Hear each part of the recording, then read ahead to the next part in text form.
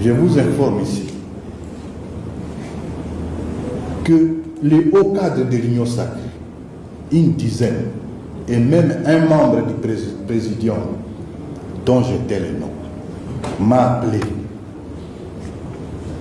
pour me dire qu'ils étaient scandalisés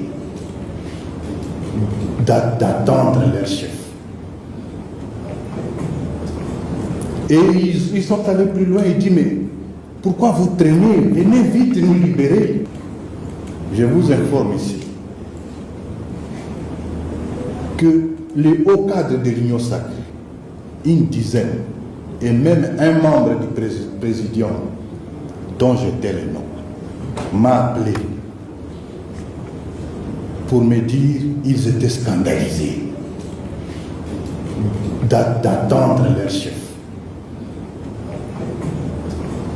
Et ils sont allés plus loin, ils disent, mais pourquoi vous traînez? Venez vite nous libérer. Moi, je pense qu'il ne faut pas être hypocrite. Quand on aime son pays, quand on aime son chef, on lui dit la vérité. Et j'ai eu à le dire à maintes reprises que le pays n'a pas un problème de texte. Le pays a un problème d'hommes qui doivent appliquer ou se conformer au texte qui existe. Tout ce débat-là, je crois que ce sont des débats politiciens. Et il faut qu'on en parle. Parce que si des gens commencent à vouloir imposer leur vue à tout le monde, ceci peut provoquer des réactions dans le sens contraire. C'est pour cette raison que nous disons que ceux qui ont des préoccupations qui concernent la Constitution, qu'ils viennent, qu'on se mette autour d'une table et qu'on en parle. Il ne suffit pas de bénéficier de la caméra ou d'un micro d'un journaliste et puis vous commencez à dire voilà, la Constitution ne peut pas dépasser 17 ans. Mais ça, c'est tiré de quelle théorie scientifique? Quelqu'un d'autre disait ici que même des gens âgés de 60 ans, de 50 ans, font preuve d'immaturité dans leur gestion. Alors, si ceux qui ont 50 et 60 ans ne sont pas matures, vous voulez qu'une constitution de 17 ans soit vieille? De quelle manière? Non, disons la vérité. Ils ne veulent pas nous dire ce qu'ils veulent. Qu'ils le disent ouvertement. Nous savons que nous nous préparons. Et notre famille politique, au jour d'aujourd'hui, bénéficie de la confiance de la grande partie de la population. Travaillons pour que nous puissions continuer cette action-là. Mettons-nous au travail. Évitons des petits jeux. Non. Moi, je ne suis pas dans ce débat-là. Et surtout, quand je constate que ceux qui se disent géniteurs, ceux qui devaient protéger cette constitution, ceux qui l'ont vantée contre vents et marées, quelques jours après, ils se réveillent, c'est eux qui disent qu'elle devient mauvaise. Alors, qu'allons-nous retenir? Ce qu'ils avaient dit avant, ils avaient dit avant, ou bien ce qu'ils disent maintenant? À vous de juger. Beaucoup de choses ont été dites sur la Constitution du 18 février 2006, qui a ce mérite que dans l'histoire constitutionnelle de notre pays, c'est la troisième à avoir été adoptée par référendum. Après la Constitution du 1er août 1964, dite Constitution de Louis-Bourg, et la Constitution du 24 juin 1967, dite Constitution révolutionnaire, cette Constitution qui a connu d'ailleurs plusieurs révisions, dont certaines ne l'étaient pas du tout. Donc cette Constitution est la troisième de notre pays à être adoptée par référendum. Et dès le départ, cette Constitution a été saluée par certains et critiquée par d'autres. Et le professeur André Mbata est de ceux qui l'ont saluée comme étant l'une des meilleures depuis que ce pays a accédé à son indépendance. J'étais bien clair, meilleur que la loi fondamentale, qui était une constitution provisoire d'origine belge, meilleur que le texte de 64, qui n'a pas fait long feu, meilleur que le texte de 67. Mais en disant meilleur, le professeur constitutionnaliste a été parfois mal compris. Et le français n'était pas si facile. Les gens comprenaient que dire meilleur signifiait qu'on était intouchable, qu'on ne pouvait rien y toucher. En fait, aucune constitution n'est parfaite. Si les hommes qui sont à la base des constitutions sont eux-mêmes imparfaits et mortels, comment une constitution saurait-elle être parfaite et immortelle? Cette constitution donc a été adoptée à Sun City, où l'histoire a été développée, mais c'était essentiellement une constitution des crises. C'était une constitution de règlement des crises politiques. À Sun City, ceux qui l'ont fait, j'ai eu aussi la chance de participer au dialogue de Sun City, mais ceux qui l'ont fait, c'était les délégués du gouvernement, c'était les délégués des rébellions, c'était les députés des entités, c'était les délégués des Maïmaï, ainsi de suite, et de la société civile. On avait adopté, il y avait un accord inclusif et global qui chapeautait tout. Après, on devait s'entendre sur la Constitution, une Constitution de 2 ans. Cette Constitution mettait en place des institutions de la transition, notamment un gouvernement qu'on appelait 1+4, un Parlement de transition qui était bicaméral, l'Assemblée nationale et le Sénat, qui étaient peuplés pas par des personnes élues, mais par des délégués, des composantes et entités qui avaient pris part au dialogue intercongolais. Je disais, elle a fait l'objet de nombreuses critiques, tout comme elle a été louée. Parmi les critiques, on retiendra essentiellement, parce qu'il y a consacré quand même un livre très intéressant. Même si on l'a critiqué, le livre de professeur Évariste Bouchab, sur le plan scientifique, c'était un livre d'une très grande valeur. Et là, il a résumé un peu les critiques qui étaient faites contre cette Constitution. Il répartissait les critiques entre les puristes, il y avait les puristes, il y avait les contextualistes, il y avait également ceux qui pensaient que cette Constitution était l'œuvre de l'étranger. Elle venait de l'étranger. Les extrémistes, ou un peu comme emprunter des titres ou des mots au professeur Mboyo de notre faculté. Donc c'était une Constitution du dehors. Et dès le départ, certains hommes politiques, déjà au référendum, des partis politiques comme l'UDPS, avaient rejeté, étaient contre cette Constitution-là. Et le président, le candidat de l'UDPS à l'époque, en 2011, promettait de revenir sur cette Constitution. Et même récemment, même le président, pendant la campagne des candidats à la présidence de la République, ils avaient également des critiques contre cette Constitution, notamment le président de la République élu, Félix-Antoine Tshisekedi Tshilombo, qui s'était prononcé là-dessus. Et le fait qu'il ait été réélu avec cette majorité écrasante par le peuple congolais signifie implicitement que le peuple qui l'a élu avait adhéré également aux critiques de cette Constitution. Ce n'est donc pas surprenant parce qu'il avait dit pendant la campagne. Mais la Constitution a eu également ses critiques. Et je l'ai dit, je l'ai écrit. Je n'ai pas le temps de citer les collègues, parce qu'il faut souvent citer les collègues. Nous ne nous citons pas assez. Nous devons également citer les nôtres. Et je crois que dans la publication, on va revoir les références aux auteurs des articles, le professeur Lumanou, le professeur Ngondanko, ceux qui étaient la fois passée, même le professeur Ndaïwel, le professeur Banyakou, le professeur Mabaka, et ainsi de suite. La première organisation qui est entrée dans l'histoire de ce pays pour critiquer, pour demander qu'on revienne sur la Constitution du 18 février 2006, imaginez-vous, c'est la CENCO.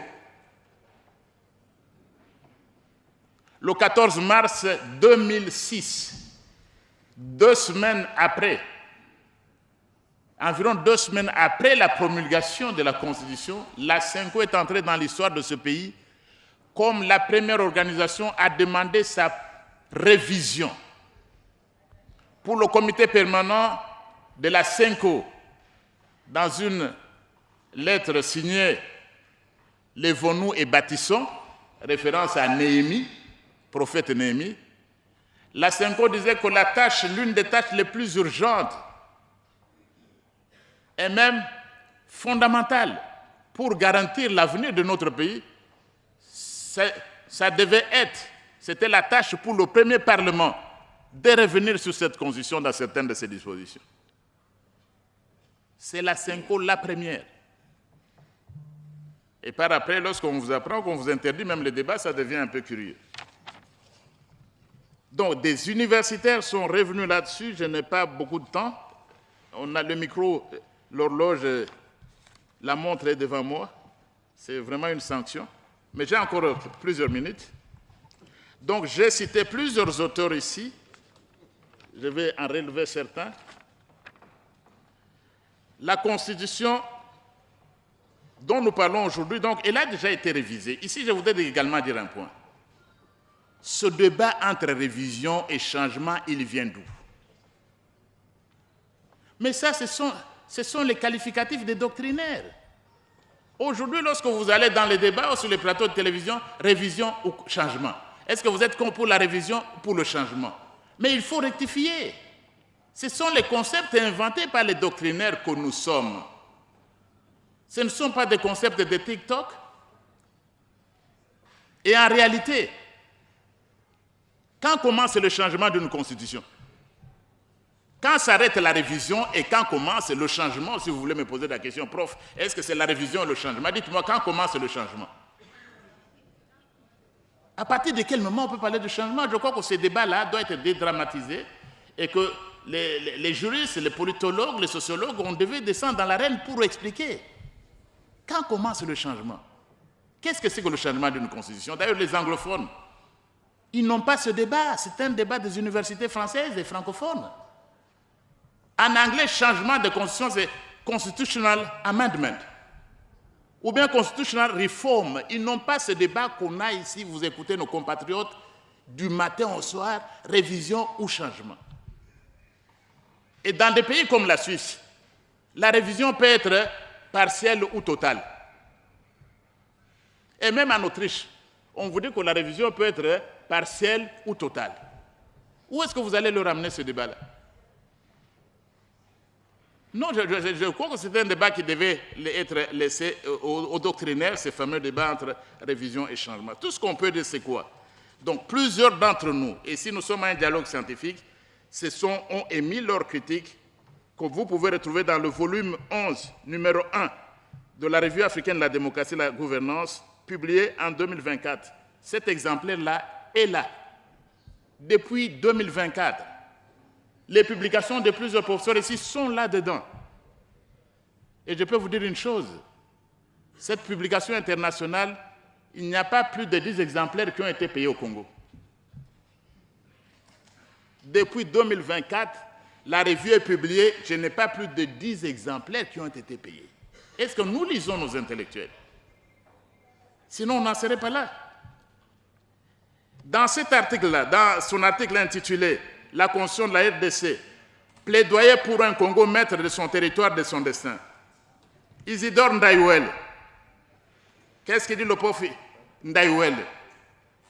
Cette constitution a atteint ses limites. C'est une constitution à revisiter.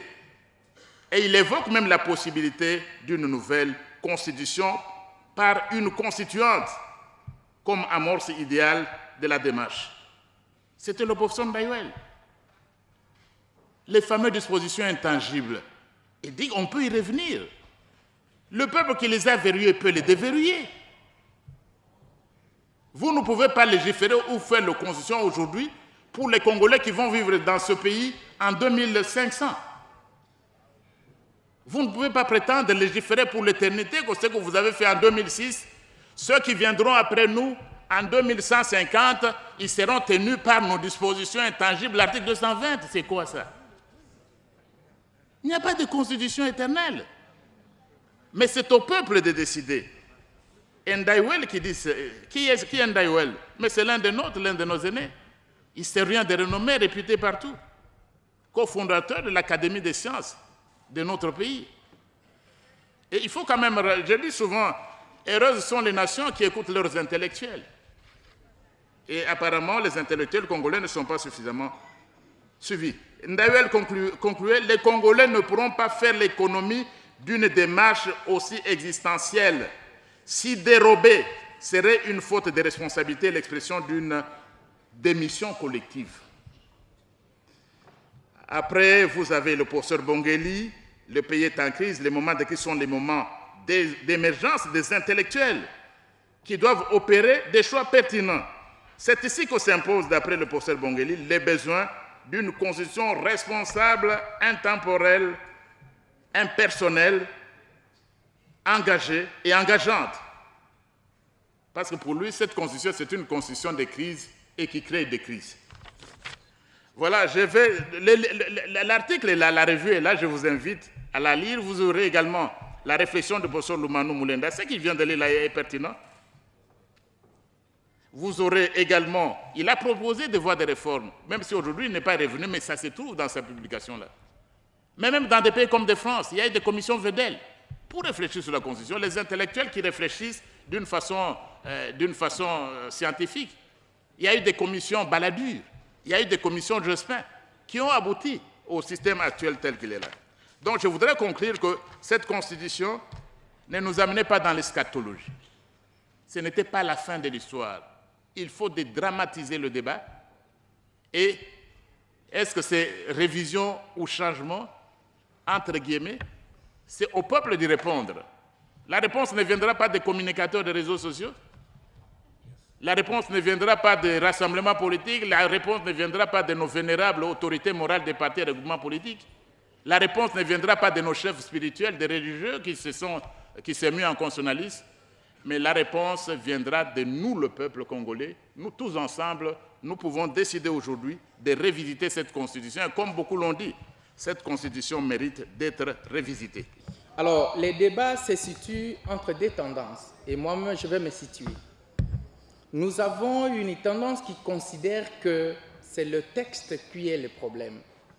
Et l'autre tendance qui estime que ce sont les acteurs. Alors, pour entrer dans le vif du débat, il faudrait d'abord dédramatiser cette histoire, cette question de la révision. C'est un fait. On peut y arriver, c'est nous-mêmes qui avons mis ça en place, nous-mêmes nous pouvons y revenir et modifier. C'est perfectible. Imaginez-vous si on peut passer de l'Ancien Testament au Nouveau Testament, a fortiori la Constitution. La loi éternelle, inspirée par les hommes, mais on arrive quand même à changer. C'est quand même responsable qu'on se dise que c'est une œuvre humaine qui est perfectible et qui n'est pas éternelle. Personne ne mourra si on la change. Le soleil va se lever de l'est et va se coucher à l'ouest. Il n'y a pas grand-chose. Alors, il faudrait reconnaître le mérite de cette Constitution, mais avant que je n'en parle, j'aimerais dire que ceux qui considèrent que cette Constitution est le problème sont dans le paradigme déterministe qui considère qu'il faut prendre les faits sociaux comme des choses et dont leurs causes doivent être recherchées dans les faits sociaux antérieurs. Ils soutiennent quel argument? C'est une constitution de belligérants, donc on doit changer ça. Ah, donc la cause, c'est parce que c'est une constitution des belligérants qu'on doit changer. D'autres qui estiment que ce sont les acteurs qui sont le problème n'ont pas aussi tort. Pourquoi? Parce que le paradigme individualiste considère que la Renaissance, l'existence des faits sociopolitiques sont l'œuvre de l'homme. Et John Stuart Mill dit à ce sujet que dans l'axiomatique utilitariste, bien des comportements humains sont l'œuvre des intérêts. Donc, si les acteurs utilisent cette constitution pour leurs intérêts, ce n'est que normal que les gens considèrent que c'est l'acteur qui est le problème et non le texte. Nous-mêmes, nous allons nous positionner et nous descendons. Parce que j'ai parlé des mérites. C'est une constitution qui nous a aidés à restaurer l'autorité de l'État, nous n'allons pas le dénier. Ça nous a aidé à stabiliser les institutions, ça nous a aidé à réunifier le territoire national.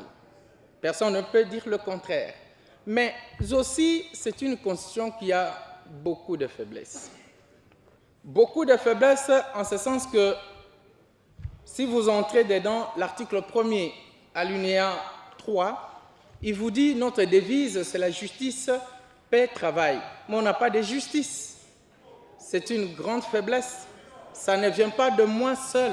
C'est aussi le constat du premier citoyen qui dit qu'il a été déçu. Cette justice, selon lui, il pensait, comme c'est dit dans la Bible, la justice élève une nation. Mais il s'est rendu compte qu'en se fiant au pouvoir judiciaire, cette justice détruit la nation au contraire. C'est parmi les actifs inutiles à mettre dans cette constitution et qui pourrait, dans une certaine mesure, justifier son changement. Mais cela n'est qu'un fait. Imaginez-vous, parce qu'on parle de la justice n'est pas que coercitive, elle est aussi distributive. Mais quand un individu congolais de son État peut se taper le luxe de voler l'argent de tout le monde et s'en approprier, c'est le Conseil du chef de l'État qui le dit en 2015. Les conseillers en matière de bonne gouvernance, lutte contre la corruption et blanchissement de capitaux, il dit la RDC perd 15 milliards de dollars par an. Où est la justice? C'est-à-dire que ça n'existe pas. C'est parmi les faiblesses à mettre dans l'actif inutile de cette Constitution. Le simple fait pour la Constitution, à l'article 5, je crois, alinéa 4 ou 4e, il rend universel les scrutins. Alors que nous sommes dans un pays à démographie très élevée des analphabètes. C'est-à-dire que ce sont les illettrés qui font les choix des dirigeants. Et parce que ce sont eux qui font le choix des dirigeants, voilà la suite. C'est un problème très sérieux. Alors que sous d'autres cieux, on a évolué avec les types de scrutins. Si ce n'est pas capacitaire, ça peut être censitaire, ça peut être comme ça, justement pour rationaliser les choix de l'acteur, les choix de celui qui va prédestiner la République.